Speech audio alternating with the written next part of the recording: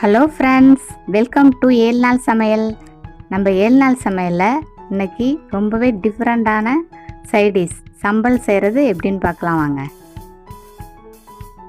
இதுக்கு தேவையான பொருட்கள்: தேங்காய் 1 கப் எடுத்திருக்கேன், காய்ந்த மிளகாய் 3, அரை ஸ்பூன் கடுகு, அரை ஸ்பூன் உளுந்தம்பருப்பு, பூண்டு பல் ஒரு 5 எடுத்திருக்கேன், கருவேப்பிலை கொஞ்சம், எண்ணெய் தேவையான அளவு, உப்பு தேவையான அளவு.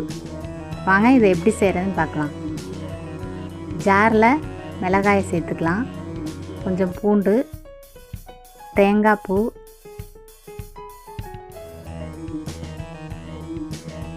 இது கூட தேவையான அளவு உப்பு சேர்த்துக்கலாம். இப்போ இதை கொரப்பாக அரைச்சி எடுத்துக்கலாம். விருப்பம்னா நீங்கள் இது கூட சின்ன வெங்காயமும் சேர்த்துக்கலாம். இதை வேறு பவுலில் நம்ம மாற்றி எடுத்துக்கலாம். இது செய்கிறதுக்கு 2 நிமிஷம் போதும் ஃப்ரெண்ட்ஸ். ரொம்ப ஈஸியாக செஞ்சிடலாம். சப்பாத்திக்கு சாப்பிட்றதுக்கு ரொம்ப நல்லாயிருக்கும்.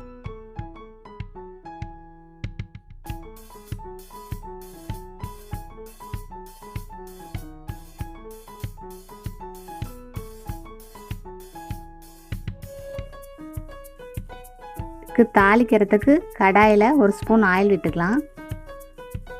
கடுகு உளுந்தம்பருப்பை சேர்த்துக்கலாம். இப்போ கருவேப்பிலையும் சேர்த்துக்கலாம்.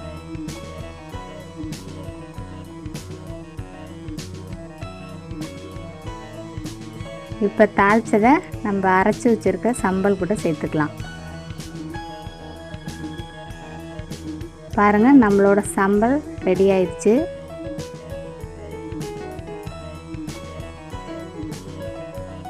காலையில் குயிக்காக செய்கிறதுக்கு உங்களுக்கு ரொம்ப ஈஸியாக இருக்கும்.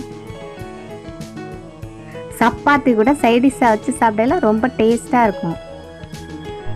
தேங்காய் சம்பல், கோதுமை மாவு ரொட்டி, மைதா மாவு ரொட்டி இது கூட சாப்பிடும் ரொம்ப நல்லாயிருக்கும்.